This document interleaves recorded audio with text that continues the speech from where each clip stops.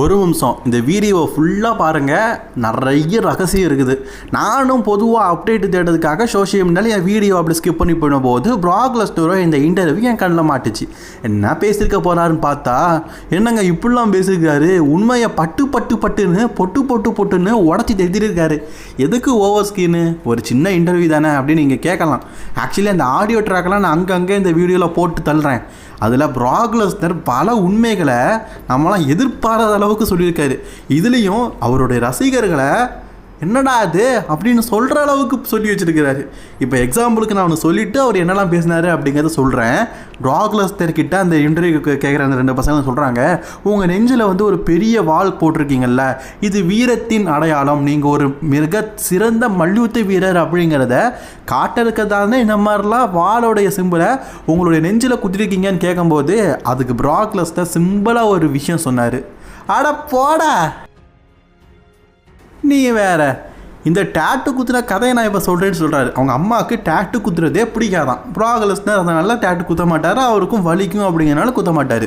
இந்த NFL பெரிய வெற்றி பெற்றதுக்கப்புறமா தான் ஃப்ரெண்ட்ஸு கூட சேர்ந்து பார்த்தீங்கன்னா ஒரு பாருக்கு போய் சரியான சரக்கான், யார் அதிகமாக சரக்கு அடிக்கிறாங்கன்னு சொல்லி போட்டியான். சரியான குடி போதையில் நடக்கக்கூட தெம்பு இல்லாமல் 2 பசங்க, அதாவது ஃப்ரெண்ட்ஸு 2 பேரும் பார்த்தீங்கன்னா தோளில் போட்டு தோல் சாயில் பேசியிருக்காங்க. போகும்போது பேச்சு வாக்கல, நான் பாரு இது டேட்டு கடை, இங்கெல்லாம் நீ பச்சை குத்துனா அவங்க அம்மா உன்னை அடி பின்னிடுவாங்களேன்னு சொல்லியிருக்காங்க. அவன் என்ன பண்ணுவா, நான் போய் டேட்டு குத்துறேன்னு சொல்லிட்டு உள்ளே போயிட்டு கண்ணில் அந்த ஆளுக்கு என்ன டேட்டு இருக்குதுன்னே தெரியலையா. அதை அவர் மென்ஷன் பண்ணி சொல்லியிருக்காரு. நான் சரியான போதையில் இருந்தேன், எனக்கு என்ன டேட்டு குத்தணும் அப்படிங்கிறது ஐடியா இல்லை. ஆக்சுவலி நான் டேட்டு குத்துறதுங்கிறதே ஐடியா இல்லை. என் கூட வந்தவங்க பேசுனதை கேட்டு நானே டேட்டு குத்திக்கிறேன் அப்படிங்கிற மாதிரி போயிட்டேன். அதாவது போதையில் எடுத்த முடிவான். அப்போ அவங்க நிறைய டேட்டு கத்திருக்கிறாங்களாம். இருக்கிறதுலேயே பெருசாக குத்துன்னு சொல்லிட்டு உன்னை கண்ணில் காட்டியிருக்காராம். ஆனால் அது என்னது அப்படிங்கிறது அவருக்கே தெரியலையா. காலையில் பார்த்தா நெஞ்சில் பெருசாக ஒரு டேட்டு குத்திருக்கிறானா. இதை பார்த்தோன்னா ப்ராக் லெஸ்னர் என்னத்தை சொன்னேன் அப்படிங்கிறத கூட சொல்லியிருக்காரு. ஓட்டா எவன்டா என்னுடைய நெஞ்சில் இவ்வளோ பெரிய டேட்டுவை குத்திருக்கிறது, எங்கள் வீட்டுக்கு தெரிஞ்சால் என்ன ஆகும் தெரியுமாடா அப்படிங்கிற மாதிரி கத்திருக்கிறாரு. அதுக்கப்புறம் தான் ஃப்ரெண்ட்ஸ் சொல்லியிருக்கிறாங்க, நேற்றுக்கு ஐயா குடிபோதையில் ஒரு டேட்டு ஷாப்புக்கு போயிட்டு எங்கள் அம்மா என்ன பண்ணிடுவா, சின்ன டேட்டு என்ன அம்மா பெரிய டேட்டு குத்துன்னு சொல்லிட்டு உன் நெஞ்சை காட்டி நெஞ்சில் எவ்வளோ பெரிய டேட்டு குத்தி இருக்குதுன்னு சொல்லிக்கிறாங்க. என்ன விஷயம்னா ப்ராக் லெஸ்னர் மட்டையாகி அங்கேயே வாந்தி எடுத்து படுத்துட்டாரு.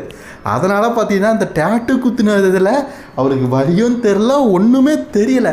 காலையில் பார்த்த பிறகு தான் தெரிஞ்சிருக்குது, ஐயன் குடி போதையில் தான் நெஞ்சில் என்னத்தை காட்டணுன்னே தெரியாமல் இந்த வாழை குத்திருக்கிறாரு. இது இல்லை, இதுக்கப்புறம் என்ன பேசுறதுன்னு தெரிலங்க. ஏன்னா இந்த வாளோடைய கதைகள் சில பேர் எப்படிலாமல் யோசிச்சாங்க. நான் கூட என்ன யோசிச்சேன்னு தெரியுமா, இந்த வாழெல்லாம் வீரத்தின் அடையாளம், அதனால தான் அவர் நெஞ்சில் குத்திருக்காருன்னு. கருமம் குடிபோதையில் குத்திருக்காருங்க. இது மட்டும் இல்லை, நிறைய விஷயங்களை பற்றி பேசியிருக்காரு. வாங்க வீடியோக்கு போகலாம். மறக்காம சேனலுக்கு ஃபஸ்ட் டைம் வந்துருக்கோங்க, சப்ஸ்கிரைப் பண்ணிக்கோங்க, பெல் ஐக்கானை கிளிக் பண்ண முடியுமா, தினமும் போடுற ரெஸ்லிங் செய்யல தமிழ் மொழியில் தெரிஞ்சுக்கோங்க. அப்புறம் ஃபுல் வீடியோலேருந்து நம்ம wrestling king Tamil WhatsApp group இருக்குது, அதில் போடுறேன் சரிங்களா. ஏன்னா நிறைய பேர் அப்படி என்னத்தை தான் பேசினேன், அந்த வீடியோ எனக்கு வேணும்னு கேட்பீங்க. அதெல்லாம் போட்டால் கார்பரேட் ஆயிரும். நான் வாட்ஸ்அப் குரூப்பில் போடுறேன், நீங்கள் பார்த்துக்கோங்க சரிங்களா. வாட்ஸ்அப் குரூப் லிங்க் கமெண்ட் பாக்ஸில் கொடுத்துருக்கிறேன், செக் பண்ணி ஜாயின் பண்ணிக்கோங்க. அதே மாதிரி இந்த வீடியோலையும் அங்கங்கே அவருடைய வாய்ஸை நான் கொடுக்குறேன் சரிங்களா, அவர் என்ன பேசினார். Training for the NFL, had just gotten in a motorcycle accident. Like I was going through all that stuff, and there was a tattoo shop across the street from the biker bar. That's not a good place to have a tattoo shop. All right. But anyway, I got this tattoo. I didn't even know I got the damn thing. I wake up the next day and I'm like, what in the is this thing? Well, at least it's subtle. At least it's not on your face. Yeah. இப்போ Prague லெஸ்னர்கிட்ட மெயினான விஷயம் கேட்குறாங்க. அதாவது நீங்கள் WWE மீண்டும் வந்தீங்கல்ல, பல விதமான காரணம் சொல்கிறாங்க. ஒன்று ட்ரிபிள் H கூப்பிட்டாரு, ஜான்சனாக கூப்பிட்டாரு, நீங்களாம் வந்தீங்கன்னு. உண்மை என்ன அப்படின்னு கேட்கும்போது ப்ராக் லெஸ்னர் அதுக்கு புட்டுன்னு பதில் அடிச்சிட்டாரு. என்ன சொன்னார் தெரியுமா, ஏங்க என்கிட்ட காசு இல்லை அதனால் வந்தேங்க அப்படின்னு. அதாவது 2 வருஷமாக ப்ராக் லெஸ்னர் பார்த்தீங்கன்னா இந்த ரெஸ்லிங் பக்கம் வராமல் இருந்ததுக்கு காரணம் WWEலாம் பேன் பண்ணி வைக்கலையாம். இவரும் போக வேண்டாம் அப்படின்னு இல்லை, சரி இதுக்கப்புறமா நமக்கு வயசாயிருச்சு, ஃபேமிலி கூட ஸ்பெண்ட் பண்ணுவோன்னு சொல்லிட்டு ஃபேமிலி கூட தான் ஸ்பெண்ட் பண்ணாராம். ஆனால் அவர் சேர்த்து வச்ச பணத்தெல்லாம் பார்த்தீங்கன்னா அதிகப்படியாக செலவழிச்சிட்டாராம். அவர் இன்னொரு விஷயம் சொல்கிறார், என்னதுன்னா என் பில்லை வந்து நீங்கள் பாருங்கள், மாதத்துக்கு நான் எவ்வளோ செலவு பண்ணுறேன்னு. அதை பார்க்கும்போது நான் வந்து இது தவிர்த்து நிறைய ரெஸ்டாரண்ட் வச்சுருக்கிறேன், இது தவிர்த்து நான் விவசாயம் பண்ணுறேன். அதில் சம்பாதிக்கிற பணம்லாம் செலவுக்கே சரியாக போயிடுச்சு. சேவிங்ஸ் என்னத்த இருக்கும், நான் வயசானதுக்கப்புறமா என்ன பண்ணுவேன் அப்படிங்கிற யோசனை வந்துடுச்சு. சரி நம்ம ரஸ்லிங் கெரியருக்கு வருவோம் அப்படின்னு சொல்லிட்டு மீண்டும் டபிள்யூபிள்யூக்கு வந்தேன். எனக்கு பெரிய தொகையாக தாரேன்னு சொன்னாங்க. அதனால் சந்தோஷமாக நான் வந்துட்டேன். இந்திய இருந்த மாதிரி டபிள்யூபிள்யூவில் ரொம்பவே ஃப்ரீயாக இருக்குது, எனக்கு ரொம்ப பிடிச்சிருக்குது. அதனால் டபிள்யூபிள்யூவில் ஒர்க் பண்ணுறேன். ஆனால் டபிள்யூபிள்யூவில் ஒர்க் பண்ணுறதுனால என்னுடைய கான்ட்ராக்டை வந்து நான் வந்து குறுகிய காலமாக தான் போட்டிருக்கிறேன். அதாவது பல வருடம் ஒர்க் பண்ணணும் அப்படிங்கிறதுக்காக போடலை. ஒரு சில வருடங்கள் நான் ஒர்க் பண்ணிவிட்டு அதுக்கப்புறமா போயிடுவேன் அப்படின்னு சொல்லிட்டு தான் நான் வந்து கான்ட்ராக்ட் போட்டிருக்கேன். இந்த ரிட்டையர்மெண்ட்டை பற்றி கேட்கும்போது அதெல்லாம் ஐடியாவே இல்லைங்க. நான் வந்து இப்போதைக்கு டபிள்யூபிள்யூக்கு வந்திருக்கேன். ஒருவேளை காசு நிறைய வந்துட்டுனா மறுபடியும் போயிடுவேன், காசு இல்லைன்னா மறுபடியும் டபிள்யூபிள்யூக்கு வருவேன் அப்படிங்கிற மாதிரி சொல்லிட்டாரு. ஒத்த வார்த்தையில் சொல்லி முடிச்சுட்டு இருப்பாங்களே, எனக்கு பணம் தான் வேணும், பணத்துக்காக தான் நான் இப்போ ரெஸ்லிங் பண்ணவே வந்திருக்கிறேன்னு. அப்புறம் ப்ராக் லெஸ்னர் பார்த்தீங்கன்னா ரஸ்லிங் கெரியருக்கு எப்படி வந்தார் அப்படிங்கிறத சொல்கிறாரு. இது அதை விட ஃபன்னாக இருக்குதுங்க. ப்ராக் லெஸ்னர் பார்த்தீங்கன்னா காலேஜ் படிக்கும்போது இந்த OVW அப்படிங்கிறது ஒன்று இருந்தான். ஒருவேளை OVWனா என்னவா இருக்கும் அப்படின்னு தெரியாமல் அங்கே போனாராம். பார்த்தா அது ஒரு ப்ரோ ரஸ்லிங்னா என்னதுன்னே தெரியாதான். ஆக்சுவலி ப்ராக் லெஸ்னர் அவர் என்ன சொல்கிறாருன்னா, இந்த OVWக்கு போனதுக்கப்புறமா தான் தெரியுது ரஸ்லிங் அப்படிங்கிறது ஒன்று இருந்துருக்குது. அதுக்கு முன்னாடிலாம் டிவியில் போனால் அவரை பார்த்ததே கிடையாதான். ஒவ்வொருத்தருக்கும் சின்ன வயசில் ஜான்சனாக்கெல்லாம் ஹல்க் ஹோகன் ஹீரோன்னு சொல்லுவோம்ல, அந்த மாதிரிலாம் கிடையாதான். ரஸ்லிங்கே பார்த்தது கிடையாதான். திடீர்னு பார்த்தீங்கன்னா OVWக்கு போயிருக்காரு. சண்டை போடணும் அப்படின்னு சொல்லும்போது இந்த ரெட்னாஃபாலில் நம்ம வந்து ஒர்க் பண்ணுறதை விட இது வந்து ஈஸியாக தான் இருக்கும் போல இருக்குது அப்படிங்கிற எண்ணம் அவருக்கு வந்து தான் காலேஜ் படிக்கும்போது. OVWவில் பார்த்தீங்கன்னா அப்போ வந்து ரஸ்லிங் ட்ரைனிங் எடுத்துக்கிட்டாராம். ஸோ ஷெல்டன் பெஞ்சமின் கூட எடுத்திருந்தார். அந்த புகைப்படத்தை கூட நான் உங்களுக்காக இந்த வீடியோ வரும்போது போட்டு காட்டுறேன். அதுக்கப்புறமா தான் பார்த்தீங்கன்னா அந்த OVWவில் ஒர்க் பண்ணிவிட்டு NFL போனார். மீண்டும் OVWவில் ஒரு ரெஸ்லிங் பண்ணதுனால டபிள்யூபிள்யூலேருந்து அழைப்பு கிடச்சிது, நீங்கள் நல்லா சண்டை போட்டுறீங்க, டபிள்யூபிள்யூக்கு வந்து சண்டை போடுங்கன்னு. அப்படி தான் டபிள்யூபிள்யூக்கு வந்தாராம். ஆக்சுவலாக ஒரு டபிள்யூபிள்யூக்கு வந்ததே ஒரு ஆக்சிடென்ட்டான ஒரு விஷயமா. எங்கேயோ போகிறேன்னு சொல்லிட்டு எங்கேயோ வந்திருக்காரு. கடைசியில் அந்த தொழில் பிடிச்சி ரெஸ்லிங் கெரியரில் இவ்வளோ நாள் ரெஸ்லிங் பண்ணியிருக்காரு. அடுத்தது ஒரு விஷயம் சொல்கிறாரு. ரஸ்லிங் கெரியருக்கு வரும்போது ஒரு சின்ன பையன் தானே. அப்போ அவங்க அம்மா வந்து என்னடா சண்டையெல்லாம் போட்டியான்னு கேட்கும்போது, இல்லைம்மா என்னை தோக்க சொன்னாங்க, நான் தோத்துட்டேன் அப்படிங்கும்போது சொல்லுவாரான். ஏன்னா ப்ரோ ரெஸ்லிங்கில் சொல்கிறத செஞ்சு தான் ஆகணும். அப்படி ப்ராக் லெஸ்னருக்கு அவங்க அம்மாவை பார்த்தா ரொம்ப பயமா. பல ரஸ்லருக்கு ப்ராக் லெஸ்னரை பார்த்தா பயம், ஆனால் அம்மாவை பார்த்து ப்ராக் லெஸ்னருக்கு பயம். அம்மானாலே பயம் தானே, கரெக்டு தானே. ஸோ ப்ராக் லெஸ்னரோட அம்மா வந்து, ஏடா தோத்துட்டு வந்திருக்கிற, ப்ரோ ரெஸ்லிங்காக இருந்தால் என்னவா இருந்தேன், நீ ஜெயிக்கிற வரைக்கும் ஒர்க் அவுட் பண்ணிக்கிட்டே இரு அப்படிங்கிற மாதிரி அவங்க அம்மா மண்டையில் கொட்டுவாங்களாம். என்னடா இது அம்மா தொல்லை தாங்க முடியலன்னு சொல்லிட்டு ஒர்க் அவுட் அதிகமாக பண்ணி அவருடைய உடம்பு பெருசாச்சான். அதனாலேயே தனக்கு வாய்ப்பு கிடச்சிது அப்படிங்கிறத சொல்லியிருக்காரு.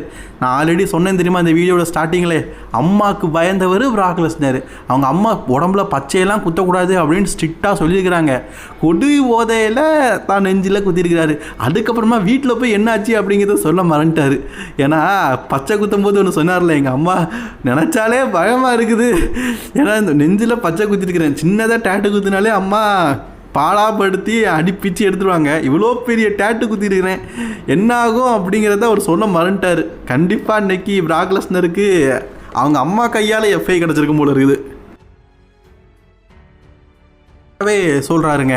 அதாவது நான் எப்போவுமே வந்து வெளியில் போகும்போது இந்த ரசிகர்கள் வந்து எங்கிட்ட ஃபோட்டோ எடுக்கணும், செல்ஃபி எடுக்கணும் அப்படின்னு சொல்லிட்டு வருவாங்க. அந்த நேரத்தில் நான் ஃபோட்டோலாம் எடுக்கும்போது என் மனசில் ஒரே ஒரு விஷயம் தோணும், நான் ஒன்றும் ரெஸ்லிங் கெரியரில் பெரிய ஜாம்பவான் கிடையாது. ஏன்னா ஹல்க் ஹோகன் ஜான்சனா மாதிரி யாருமே பெரிய ரெஸ்லர்ஸ் கிடையாது, அவங்க தான் இருக்கிறதுலே ஒரு பெரிய ஜாம்பவான். நான் எப்போவுமே ஜான்சனாவை பார்க்கும்போது ஒரு விஷயம் சொல்லுவேன், ஜான் த பாஸ் அப்படின்னு.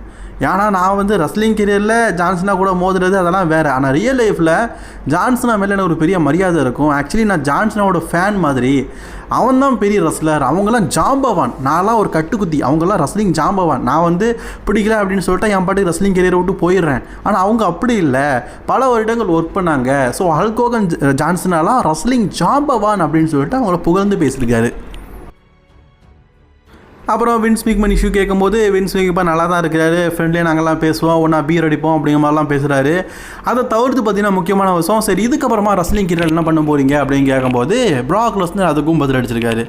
அதாவது இந்த ரெஸ்லிங் கெரியருக்கு நான் வரதுக்கு காரணம் வந்து பணம் சம்பாதிக்கிறதுக்காக அப்படிங்கிறது தான் சொன்னேன். இப்போது எனக்கு நல்லாவே சம்பாத்தியம் தராங்க. WWE வந்து முன்னாடி மாதிரிலாம் இல்லை, ரொம்ப ஃப்ரீயாக இருக்குது.